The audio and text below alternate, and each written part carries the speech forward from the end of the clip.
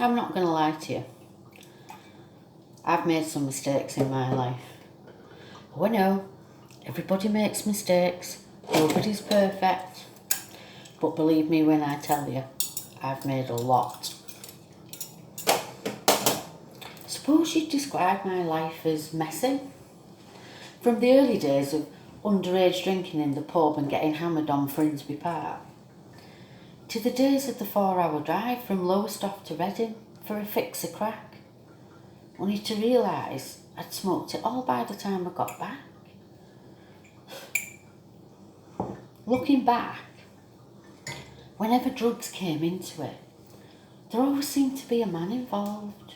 Oh, I'm not making excuses, just an observation.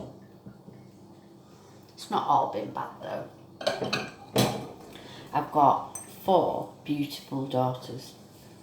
The eldest is 37 and the youngest is 16.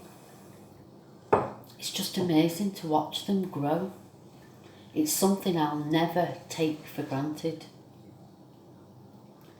3 years ago, I was diagnosed with liver cancer and given 6 months to live. As of today, I am 8 years, 9 months, 18 days, 9 hours, and 4 minutes sober. Well, give or take 5 minutes. It seems like a lifetime ago since I used to go to the self-help groups to help me get sober. I would sit in my car beforehand and I would G myself up before I went in, knowing full well that I had a drink underneath the car seat, ready and waiting for when I finished.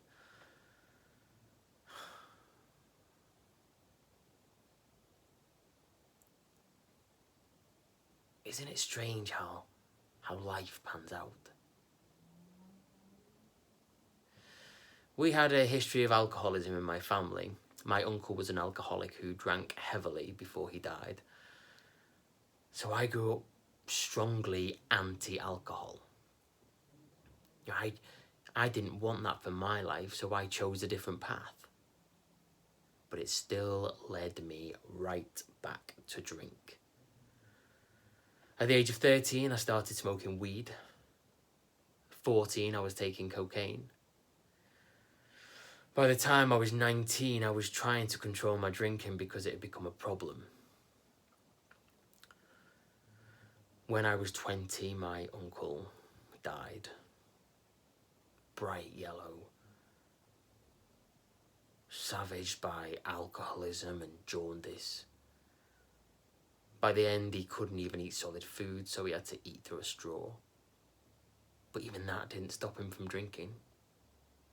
He carried on drinking his wine and his special brew through the very same straw that he was being fed through.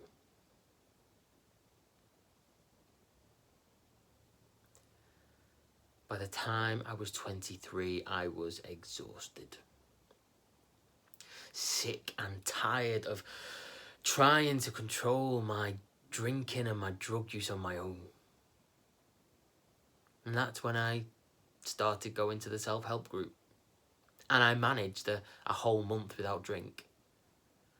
Do you know, up to that point, the longest I'd gone without drinking was a 2-week holiday to Wales when I was 14.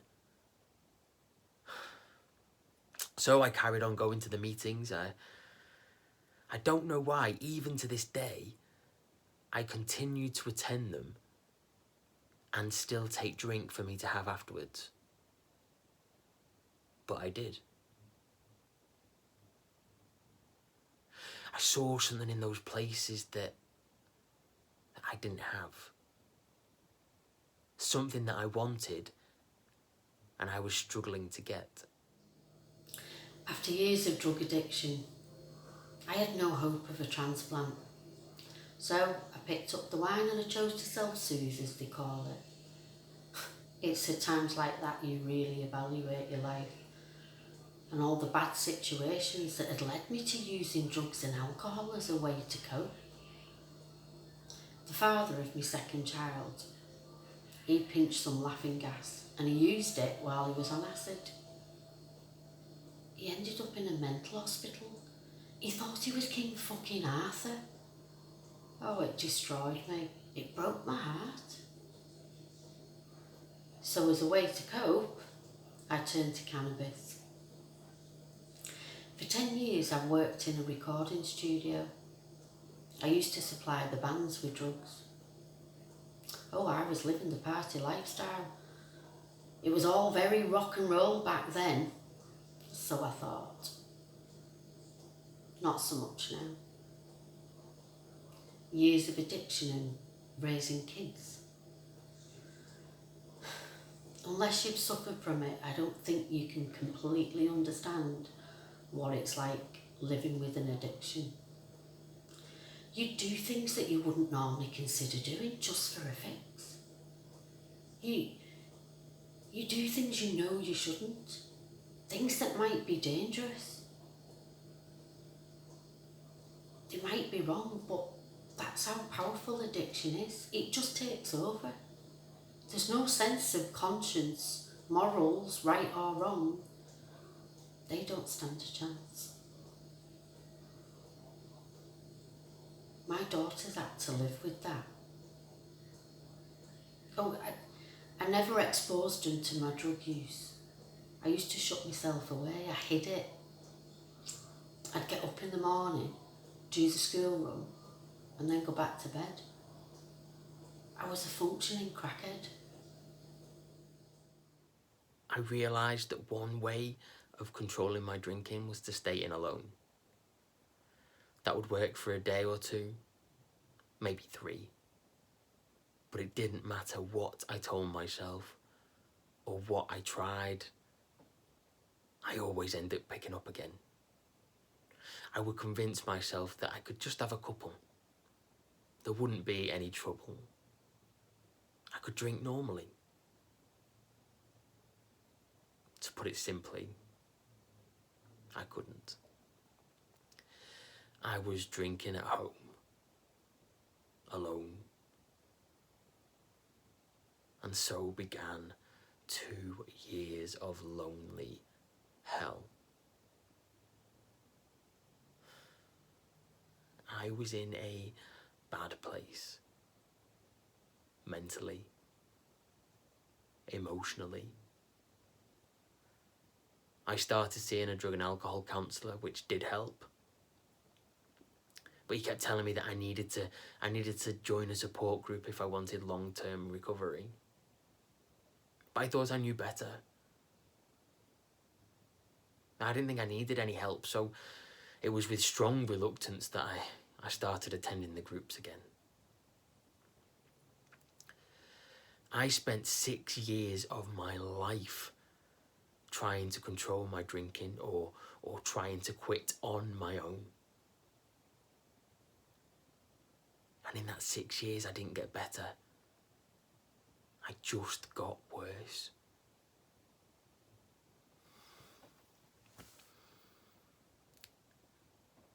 I didn't know at the time, but everything in my life was going to start falling down around me.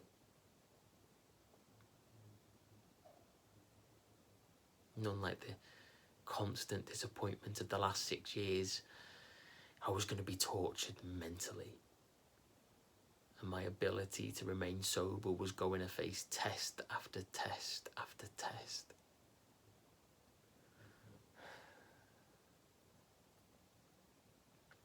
They say that the best thing about getting sober is getting your feelings back.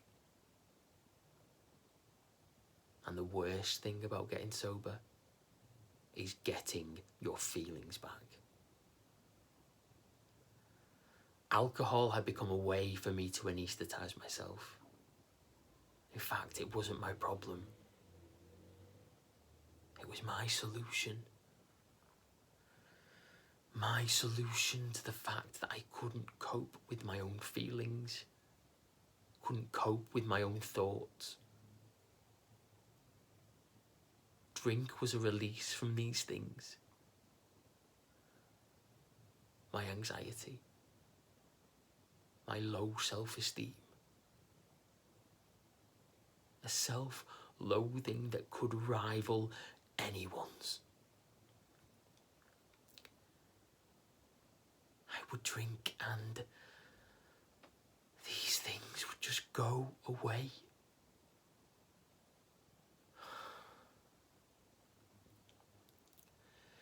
Even if it was just for a short time.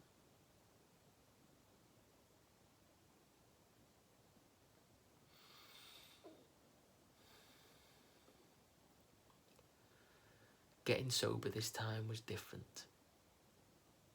This attempt felt different.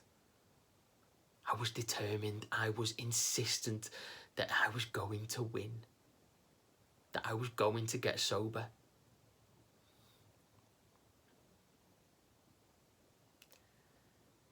I was going to win this disease.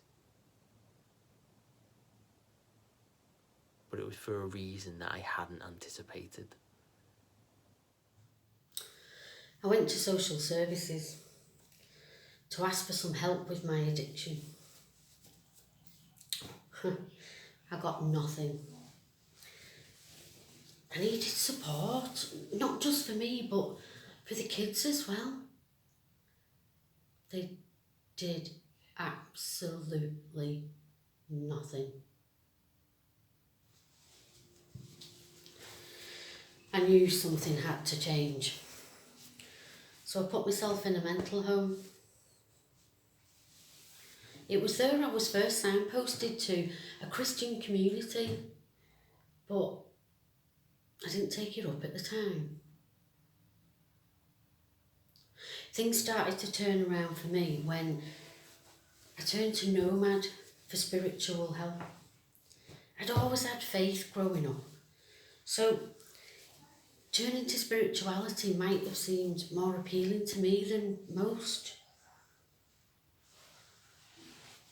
The most important thing I had to do was apologise, say I'm sorry to everyone I'd hurt.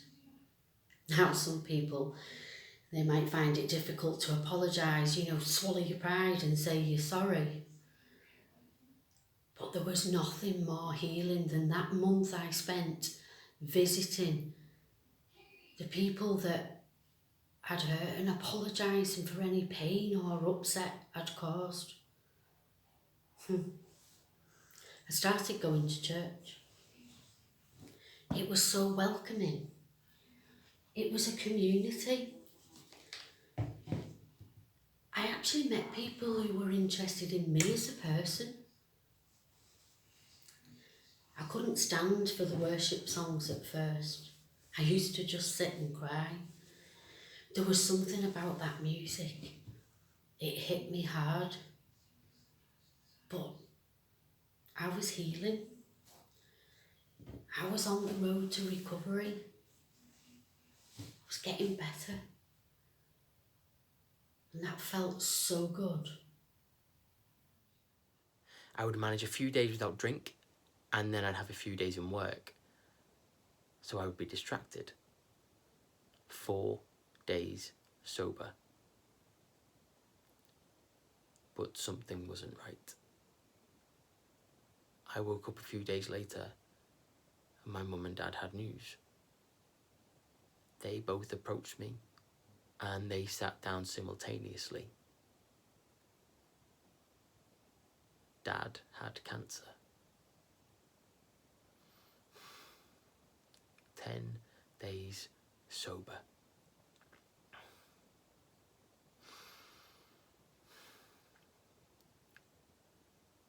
My girlfriend's daughter became terminally ill. I had my first breakdown of sorts. I couldn't cope with my thoughts or my feelings while I was sober, tormented by my own head, ravaged by these emotions. I was struggling to cope with everything that was going on. All I wanted to do was reach for the bottle, numb the pain. But I so desperately didn't want to do that anymore. I snapped. I was broken. Broken but desperate to help my girlfriend. I'd reached what my friend Ian calls the gift of desperation. I gave in and I started to ask for help from people at the support groups. That was the day my life changed forever in a bitter, sweet twist of fate. 36 days sober. I made plans to open a rehab facility with my best friend Scott. Scott, he was also a psychologist in recovery. We wanted to open a centre in Bali which offered high quality treatment at low cost. 3 years sober.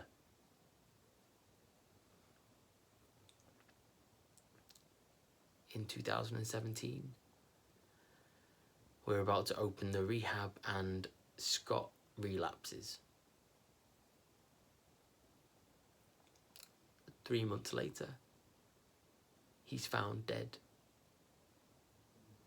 He'd overdosed. I had to call his family and tell them that he'd died.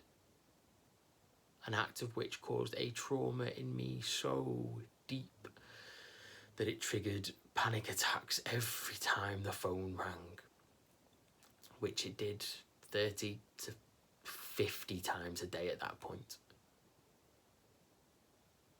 5 years sober.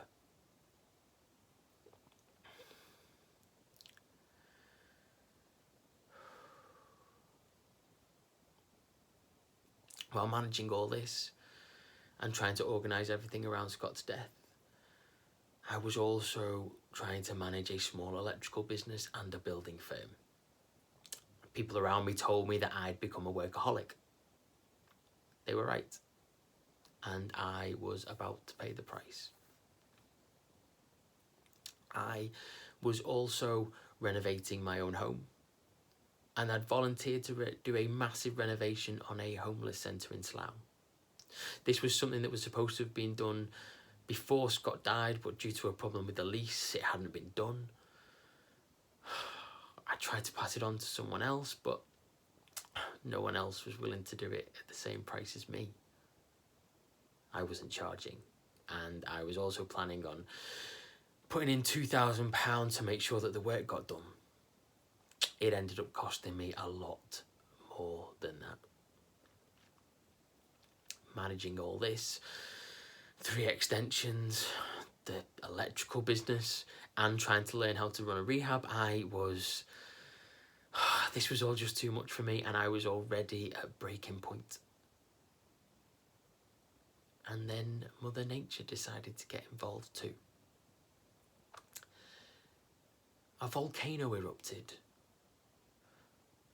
A fucking volcano erupted for the first time in 54 years, panicking the Australian market and fucking my plans up in the process. A nervous breakdown followed. I closed 2 businesses in 1 month and had to borrow £50,000 to pay everyone to close down. I became agoraphobic. I still stayed sober. I was in such a bad way. My family didn't think I was ever going to work again. I started grief counselling, anxiety workshops, slowly started to leave the house again, slowly started to rebuild.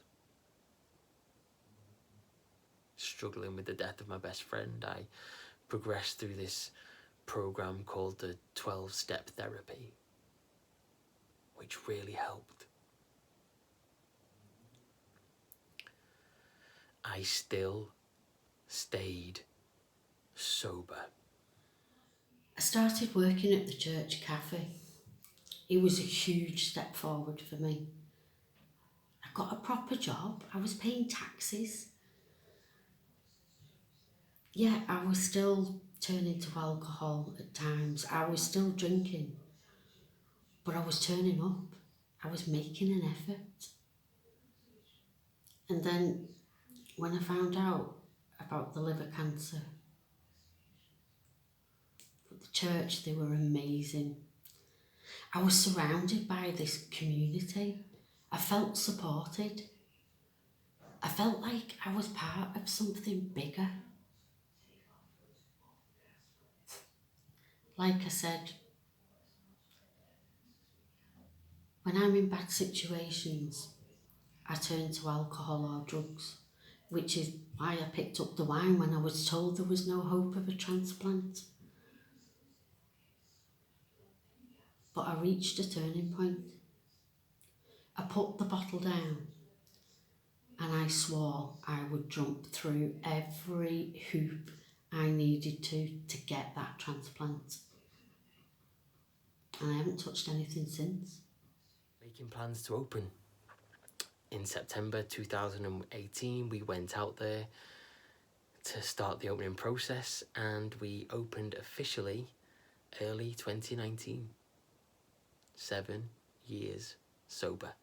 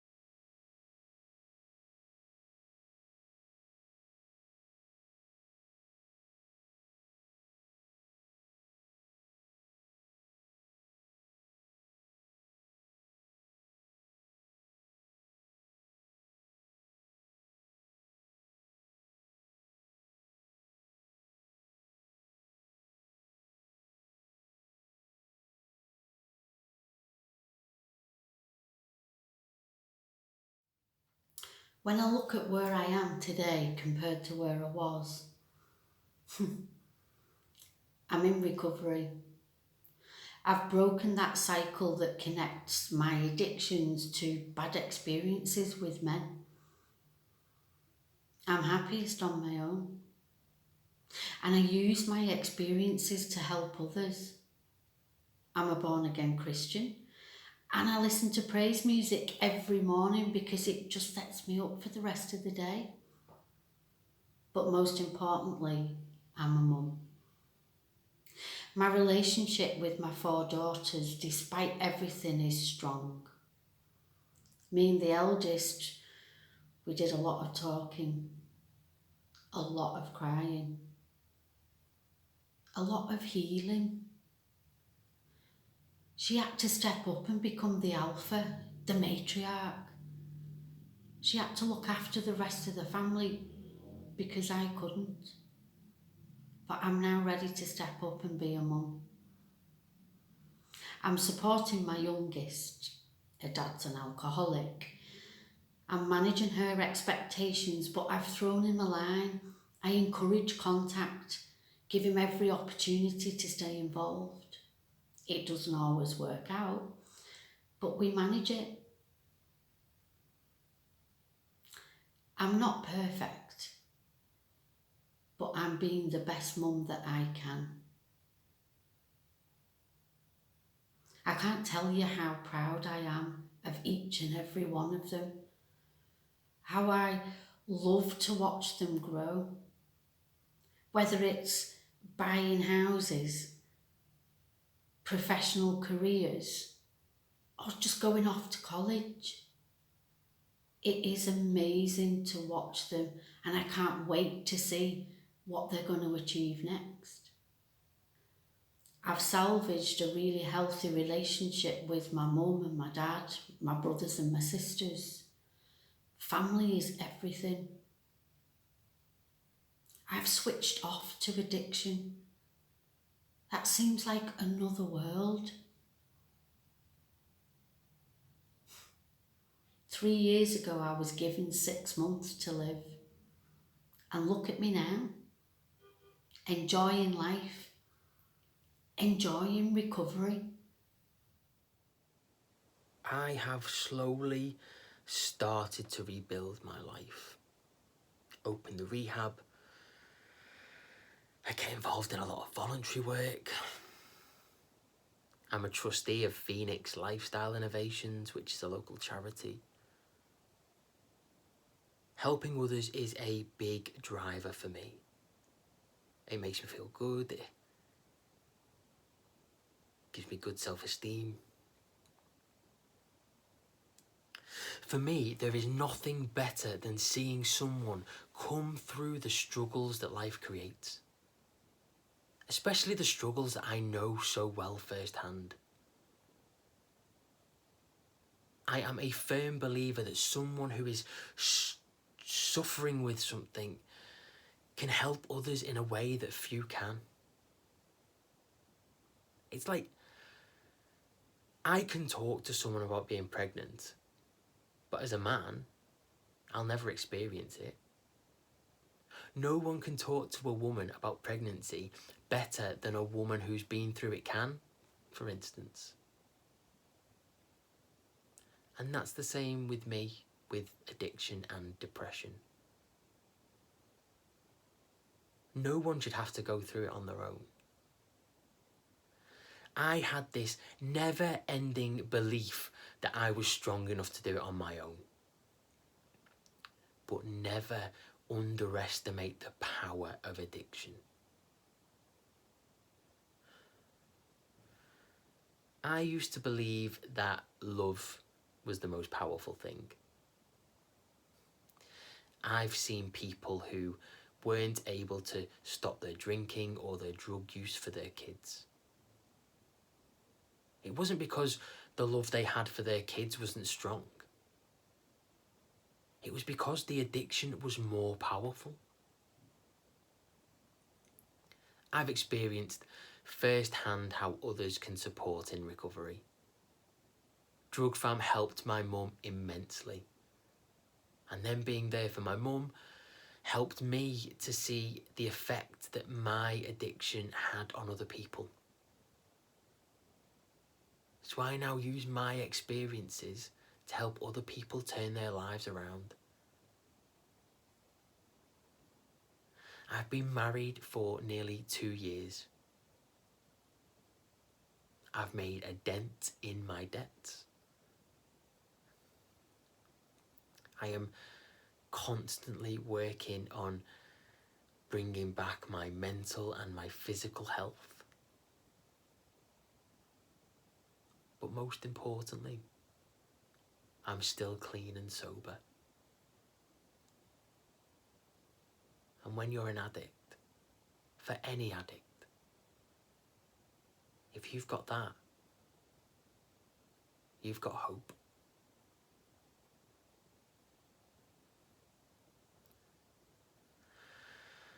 As of today, I am 8 years, 9 months, 18 days, 9 hours,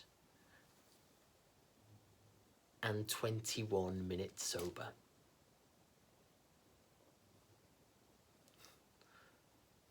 Give or take 5 minutes.